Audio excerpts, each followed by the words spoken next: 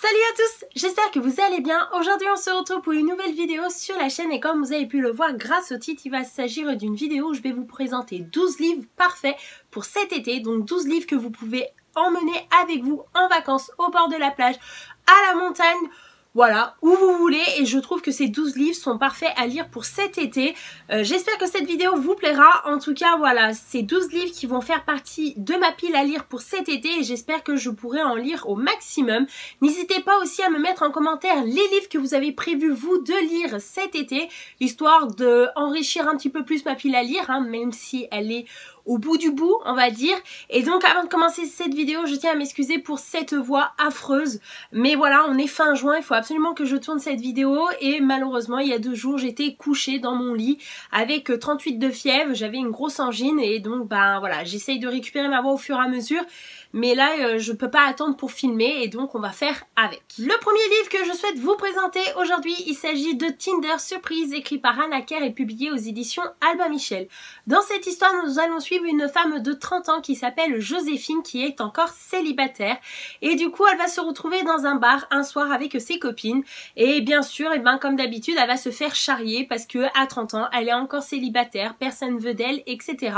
Et du coup, ses copines vont lui lancer un petit pari, c'est de s'inscrire sur Tinder, donc sur une application de rencontres amoureuses, et du coup de sélectionner des gars et d'en rencontrer 2 par jour, parce qu'il faut savoir que Joséphine a décidé d'arrêter de travailler pendant un certain temps parce qu'elle avait une carrière assez énorme et elle avait envie de prendre un peu de temps pour soi. Donc bah, le fait de rencontrer 2 hommes différents par jour, et ben elle peut se le permettre. Et du coup au début Joséphine n'est pas vraiment chaude pour, mais à force d'être taquinée tout au long de cette soirée, elle va vouloir relever le défi et épater ses camarades. Voilà, moi personnellement je l'ai déjà lu. Alors ok, je triche, hein, il est dans ma pile à lire de cet été, mais je l'ai déjà lu. Voilà, il faut savoir que c'est un roman qui se lit assez vite, il fait 250 pages, c'est très dynamique, c'est très rapide parce qu'on va suivre du coup les conversations sur internet avec ces hommes là et les premières rencontres. Certains sont très drôles, d'autres sont catastrophiques, d'autres qui sont plutôt normales, mais voilà, je pense que c'est un bouquin sans prise de tête que vous pouvez amener facilement à la plage, donc voilà, n'hésitez pas si ça vous intéresse. Ensuite, je souhaite lire cet été Avant Pandémia, écrit par Franck Tillier et publié aux éditions 12-21.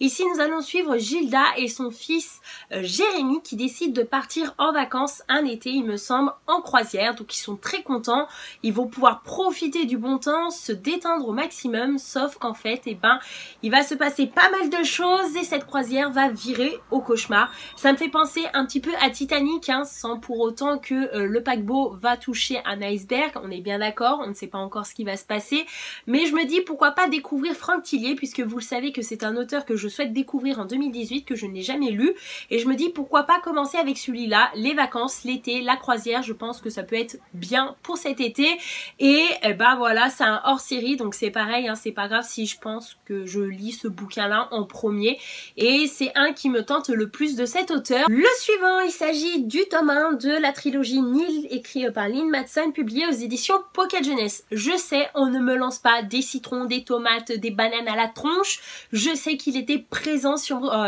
ma vidéo pile à lire de l'été 2017 et je ne sais pas pourquoi j'attends à chaque fois de commencer cette trilogie parce que je suis quasiment sûre d'aimer cette lecture, puisqu'on va suivre une jeune adolescente qui s'appelle Charlotte qui va se réveiller un jour sur une île déserte. Il n'y a personne, elle ne sait pas ce qui s'est passé, elle ne sait pas ce qui lui est arrivé, pourquoi elle se retrouve là toute seule à un endroit qu'elle ne connaît pas, jusqu'au moment où elle va rencontrer Tad qui est le leader du clan des humains présents sur l'île et qui va lui annoncer qu'il va falloir survivre parce qu'il n'y a personne qui va arriver pour les aider, pour les faire rentrer chez eux. Et donc le gros problème de cette histoire, c'est que pour pouvoir rentrer chez eux et échapper à tout ce destin assez mystérieux, eh ben il faut trouver une porte qui apparaît chaque jour sur l'île. Malheureusement, cette porte n'apparaît jamais au même endroit que la veille par exemple, donc il faut tomber au bon moment et au bon endroit. Et deuxième problème, c'est que une fois que la porte est trouvée, il n'y a qu'un seul adolescent qui peut la franchir par jour. Donc même si un copain dit oui je l'ai trouvée, elle est là, il part en courant, il prend la porte, il n'y a que lui qui peut partir, les autres débrouillez-vous. Troisième problème, c'est que chaque adolescent a que 365 jours, soit une année, pour trouver une porte et pour pouvoir s'échapper, sinon c'est la mort assurée. Voilà. Franchement, j'ai pas besoin d'en dire plus, ça vous a pas plu comme résumé? Moi personnellement, je suis quasiment sûre d'aimer. La trilogie est enfin sortie. Sachez que si vous commencez cette histoire, il y a 3 tomes. Et franchement, vraiment, j'espère vous en reparler très prochainement en vidéo et j'espère que je lirai cette trilogie cet été. Ensuite, je vous propose de découvrir un bouquin qui va être assez drôle, assez léger pour cet été puisqu'il s'agit de Baby Bad Trip, écrit par Lisa Drakeford et publié aux éditions Milan. C'est un roman qui va être assez drôle dans le sens où le résumé est assez loufoque, assez fou, puisqu'on va suivre 5 adolescents et plus précisément 2 adolescentes. D'un côté on a Olivia qui a 17 ans et pour ses 17 ans elle décide d'organiser la grande soirée du siècle. Voilà, elle invite ses copains, je pense qu'il y a de l'alcool, c'est vraiment la folie totale. Et malheureusement il va se passer quelque chose de très bizarre à cette soirée puisque sa meilleure amie qui s'appelle Nicolas va accoucher d'un bébé dans sa salle de bain. Sauf que c'est le choc total pour ces adolescents parce que Nicolas elle-même n'était pas au courant qu'elle était enceinte, du moins c'est ce que je crois. Et en plus de ça, ses amis l'étaient encore moins. Vous pouvez comprendre le truc.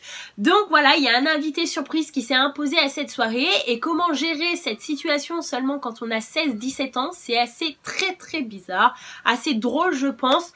Voilà, personnellement j'ai vu de bons avis, de bonnes critiques. Je trouve que c'est un roman plutôt léger, sans prise de tête, qui peut être super bien à lire cet été. Je vous propose de lire cet été Un peu, beaucoup, à la folie, écrit par Liane Moriarty, publié aux éditions Albin Michel. Ici dans cette histoire nous allons suivre 3 couples qui sont amis. Les enfants s'entendent super bien, ils sont voisins, c'est vraiment une amitié très solide entre ces 3 couples. Et en fait on a l'impression de se retrouver dans la série télé des Desperate Housewives, si vous voyez de quoi je parle. Tout est beau, tout est rose, on est là pour s'échanger, se rendre des services, etc. Sauf que un dimanche ensoleillé, tous ces voisins-là vont se réunir pour passer un moment convivial autour d'un barbecue. Et là l'histoire va prendre une tournure totalement délirante, totalement choquante, puisque tout va basculer dans le noir, dans le sombre. On ne sait pas vraiment ce qui va se passer. Le résumé reste assez flou et ça m'intrigue énormément. C'est pour ça que j'aimerais le lire cet été, puisque dimanche ensoleillé, barbecue, on s'imagine forcément que l'histoire se déroule l'été ou alors durant les beaux jours, et donc je me dis pourquoi pas un petit thriller pour cet été. N'hésitez pas à me dire si vous l'avez lu et si vous l'avez aimé. J'ai décidé de rajouter dans ma pile à lire pour cet été Tornade de Jennifer Brown, publié aux éditions Albin Michel.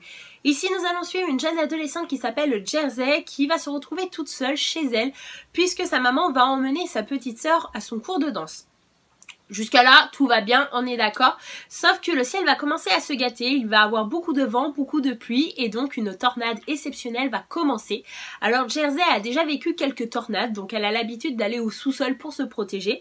Donc elle va attendre que tout ça passe et puis quand elle entend un peu plus de calme, elle va décider de sortir de chez elle pour voir ce qu'il en est.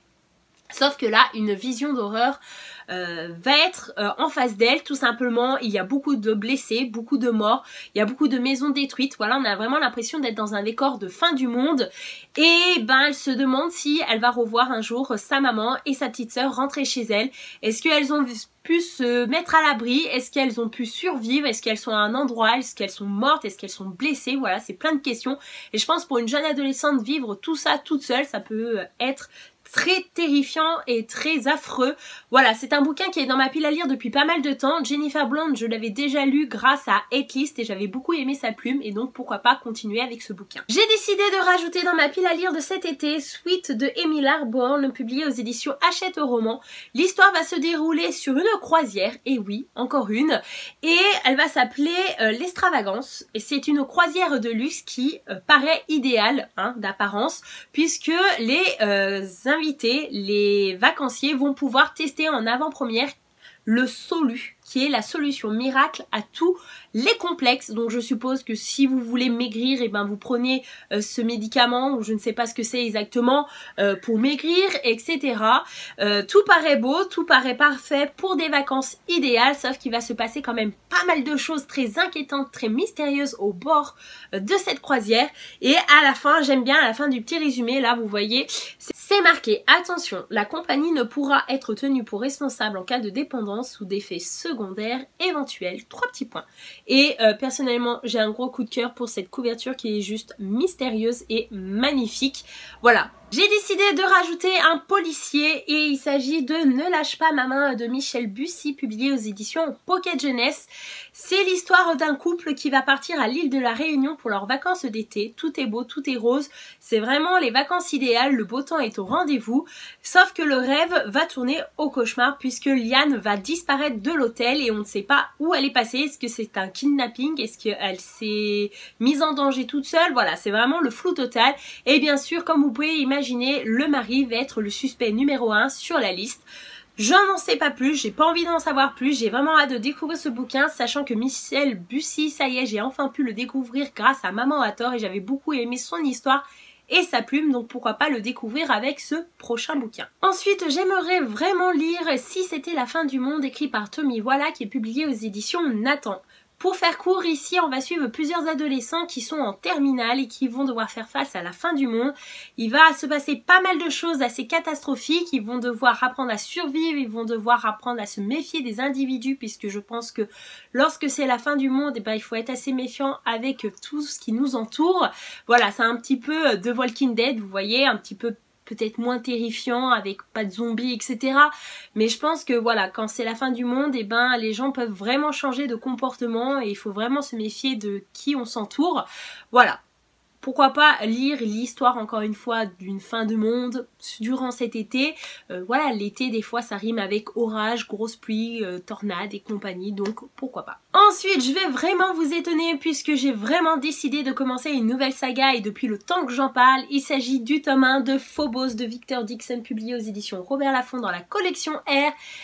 Vous connaissez tous ce livre, pour faire court, 6 garçons, 6 filles, 6 minutes pour se rencontrer chaque semaine et donc l'éternité pour s'aimer.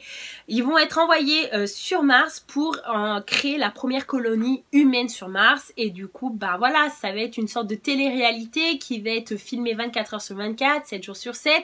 On va suivre du coup ces 12 adolescents et j'ai vraiment hâte de lire ce bouquin. Je suis quasiment sûre d'aimer ce bouquin et cette saga et ça y est, Victor Dixon a enfin terminé d'écrire cette histoire et donc je vais pouvoir dévorer la saga cet été. J'ai 2 mois de vacances donc c'est le moment pour. J'ai décidé de rajouter pour cet été Les Vivants, le tome 1 écrit par Matt Delapena, publié aux éditions Robert Laffont dans la collection R.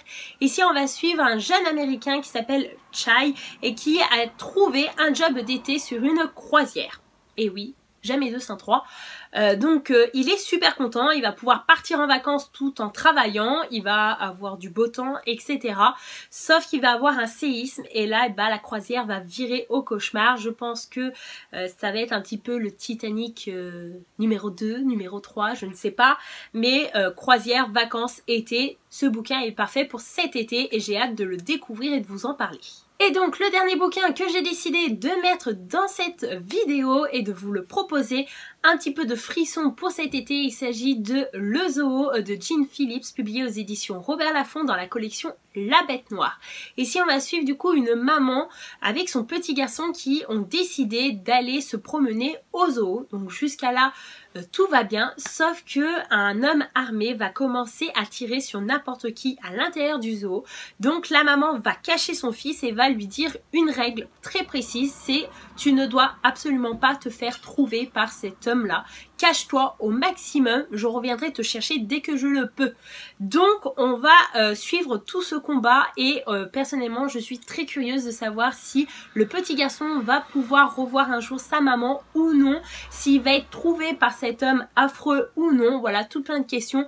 Mais je pense que pour cet été ça peut être bien d'avoir un petit peu de frisson, un peu de suspense dans nos lectures. Et voilà, cette vidéo est enfin terminée, j'espère qu'elle vous aura plu, j'espère que je vous aurai donné des idées de lecture pour cet été.